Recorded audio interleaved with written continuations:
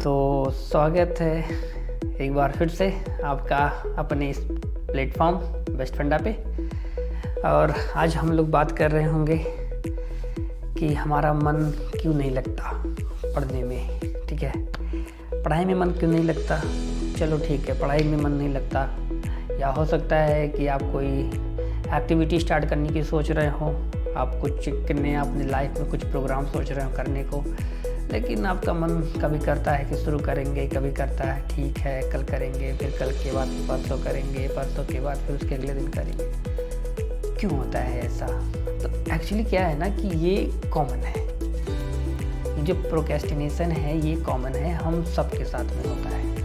ठीक है, अब हो सकता है कुछ लोग के लाइफ में ज़्यादा हो, कुछ लोग के लाइफ में कम है, बट प्रोक्रेस्टिनेशन इज कॉमन। और हम लोग बात कर रहे होंगे कि ऐसे कौन कौन से मेन कारण हो सकते हैं प्रोक्रेस्टिनेशन के। तो ज़्यादा नहीं, कुछ 4-5 पॉइंट्स हम लोग देखेंगे जो मेन है। अगर हम इस पर काबू कर लेते हैं, कंट्रोल कर लेते हैं, तो ऑब्वियसली हमारा जो वर्क परफॉर्मेंस होगा वो इंक्रीज कर जाएगा।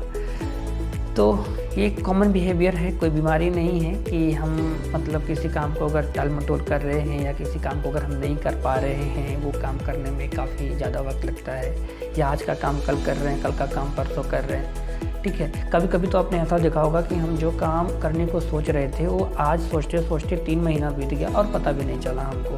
तो वो जो नेचर है, उस जो हमारा बिहेवियर है, उसको कैसे चेंज करना है हमको, और कौन कौन सी चीज़ों को हमें रोकना है, किस पे कंट्रोल करना है, वो 5-6 ऐसे रीजन्स हैं, मेन रीजन हैं जो सच में हमें जानना चाहिए और उसे कंट्रोल भी करना चाहिए। तो पहला कारण क्या है? पहला कारण है लैक ऑफ मोटिवेशन।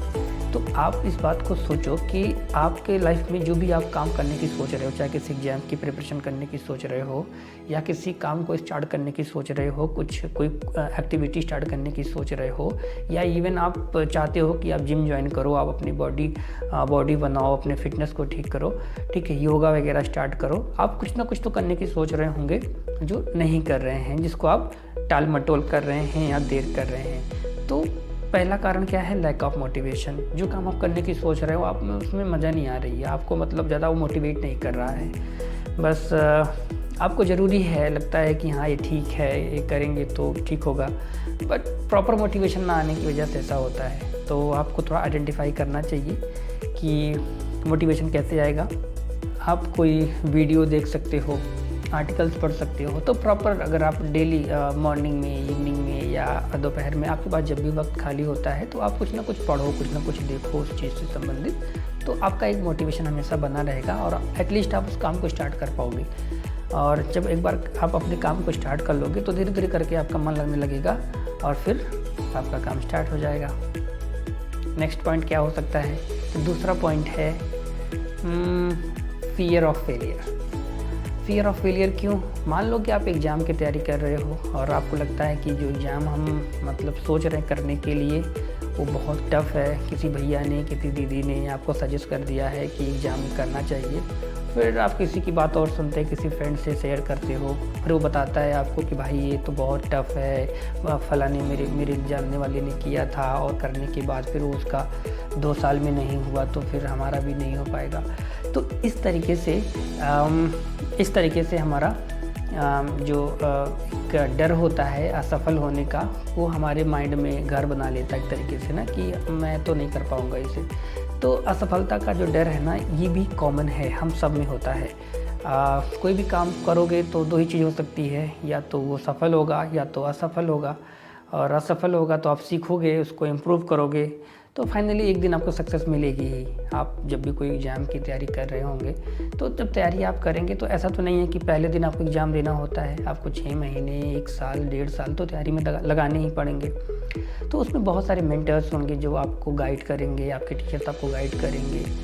आपको बहुत सारी प्रॉब्लम्स ऑब्वियसली आने वाली है और फिर धीरे धीरे करके वो चीज़ें दूर होती जाएंगी। तो एक जो डर होता है असफल होने का, है ना, वो भी एक मुख्य कारण है। नेक्स्ट पॉइंट है परफेक्शनिज्म। हम जो भी वर्क करना चाहते हैं वो पहले दिन से परफेक्ट करना चाहते हैं, जो कि एक तरीके से कमी है। अगर हम ये सोच लें कि हम पहले ही दिन से किसी काम को परफेक्टली करेंगे, ये पॉसिबल है क्या? क्योंकि आप अपने आप को कंपेयर उस इंसान से कर रहे हो या ऐसे ही लोगों से कर रहे हो जो ऑलरेडी 1 साल 2 साल या 6 साल से काम कर रहे होंगे, तो पहले दिन से परफेक्शन कैसे आ सकता है। लेट्स से कि आप एग्ज़ाम की तैयारी करना भी स्टार्ट कर रहे हो, पहले दिन आप सोचो कि मुझे मेरा अगर मैं आप मॉक टेस्ट दो और मॉक टेस्ट में कि आपका अच्छा मार्क्स आ जाए, ये कैसे पॉसिबल हो सकता है। आपके भी फंडामेंटल्स नहीं क्लियर हुए, आपने बेसिक्स पढ़े नहीं अभी तक, और आप मॉक टेस्ट दे रहे हो और फिर आपको लगता है कि मेरा पहले दिन में मार्क्स कम आ गया। ऐसे ही अगर कोई भी आप काम स्टार्ट करना चाहते हो, आप जब पहले दिन करने बैठोगे उसको, तो ऑब्वियसली आपको कुछ समझ ही नहीं आएगा कि क्या चल रहा है ये। आप 2-4 दिन, 5 दिन, 1 महीने उस पर टाइम दोगे, फिर धीरे धीरे करके क्लैरिटी आएगी कि मैं जो काम कर रहा हूँ उसे कैसे करना है प्रॉपरली, उसका सही रास्ता क्या है, उसकी रोड मैप क्या होनी चाहिए। ठीक है, तो पहले दिन से आप परफेक्शन अगर लाना चाहोगे तो वो पॉसिबल नहीं है। इस समय के साथ धीरे धीरे करके ऑटोमेटिकली आती जाएगी, जब कंटिन्यूसली आप अपने वर्क को करते रहेंगे। तो परफेक्शन के पीछे भागें, लेकिन समय के साथ में, पहले दिन से नहीं। तो अगली पॉइंट क्या हो सकती है, तो नेक्स्ट पॉइंट है हमारा कॉम्प्लेक्सिटी। अगर हम ये सोच लें कि हमारा जो वर्क लोड है बहुत ज़्यादा है, सिलेबस बहुत ज़्यादा है, हम कैसे पढ़ेंगे, कठिन है। आपने पहले दिन में एक चैप्टर पढ़ना स्टार्ट करा और जब आपने पहले दिन एक चैप्टर पढ़ा तो फिर लगा कि अरे भाई ये तो इतना कठिन है, तो पूरा तो फिजिक्स, केमिस्ट्री, मैथ, बायोलॉजी कैसे पढ़ूंगा, तो पहले दिन डर गए। तो जो कॉम्प्लेक्सिटी है ये वाकई में है। आप एग्ज़ाम की बात कर लो, आप कोई स्टार्टअप की बात कर लो, या आप कोई इंटरव्यू की बात कर लो, या आप बोर्ड की ही बात कर लो, कुछ भी कर लो, तो उसमें कॉम्प्लेक्सिटी तो है, वर्कलोड तो है। तो नेक्स्ट पॉइंट क्या है, तो नेक्स्ट पॉइंट है पुअर टाइम मैनेजमेंट।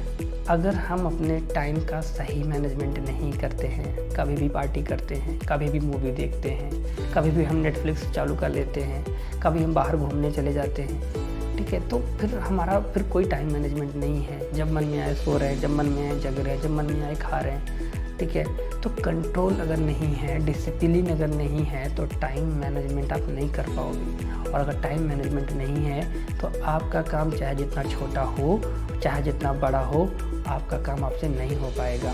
और आप 4 दिन करोगे, 5 दिन करोगे, 1 महीने करोगे, और जब उसमें कोई इम्प्रूवमेंट आपको नहीं लगेगा तो आपको बोलोगे कि भाई ये तो मैं बेकार में ही काम कर रहा हूँ, और आप उसे ड्रॉप कर दोगे या ड्रॉप करने जैसी बातें करोगे। तो कहने का मतलब ये है कि एक टाइम मैनेजमेंट तो होना ही चाहिए। लाइफ का टाइम मैनेज कि कब मुझे क्या करना है, कितने बजे से कितने बजे तक करना है, कितना हमको उसमें कितना ज़्यादा वर्क करना है, क्या क्या करना है, उसमें एक प्रॉपर गाइडेंस तो होनी ही चाहिए, एक रोड मैप तो आपका होना ही चाहिए। सो होप समझ में आ रहा होगा।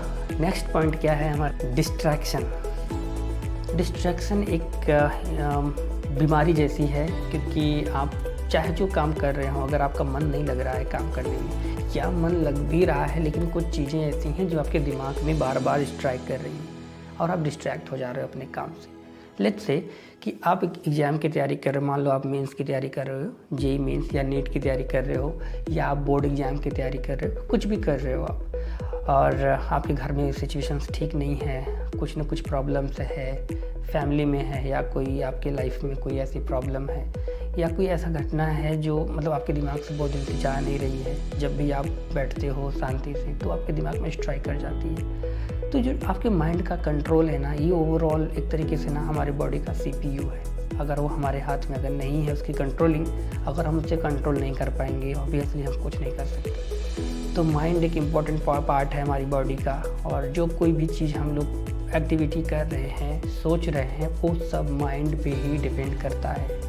तो कोशिश करें, अगर कोई डिस्ट्रैक्शंस है तो थोड़ा योगा करें या शांति से बैठें, उसके बारे में विचार करें कि वो जो प्रॉब्लम है वो कितना जेन्युइन है और उस प्रॉब्लम में आप क्या कर सकते हैं। अगर वो आपके हाथ में अगर वो नहीं है सिचुएशन, तो कोशिश करें उसे भूलने की, क्योंकि जो आपके हाथ में ही नहीं है, आपको सोचने से भी कुछ नहीं मिलेगा आपको। तो जो आपका फ्यूचर बनाए, जो आपके काम को आगे ले जाए, उन चीज़ों पर फोकस करें।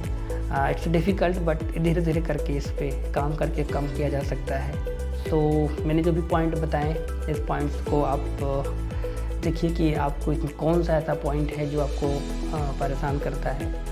और अगर देखें तो लगभग ये सारे ही रीज़न हर किसी के लाइफ में होते हैं, और बस कुछ इसमें से ज़्यादा होती हैं, कुछ कम होती हैं। मान लो किसी के लाइफ में डिस्ट्रैक्शन ज़्यादा है, टाइम मैनेजमेंट ठीक है, या फिर वो चाहता है कि वो उसके लाइफ में कोई और प्रॉब्लम नहीं है वैसे, बट फिर कोई ऐसी उसके फैमिली में कोई प्रॉब्लम या फाइनेंशियली कोई प्रॉब्लम है तो वो अपने आप को कंट्रोल नहीं कर पा रहा, फोकस नहीं कर पा रहा। या फिर आप में से बहुत सारे लोग होंगे जिनके लाइफ में डिस्ट्रैक्शंस भी नहीं होंगी, टाइम मैनेजमेंट भी ठीक होगा, लेकिन फिर आपने जो वर्क चुन लिया है ना, उस काम को आप एंजॉय नहीं कर पा रहे हो, मज़ा नहीं आ रही उसे करने में।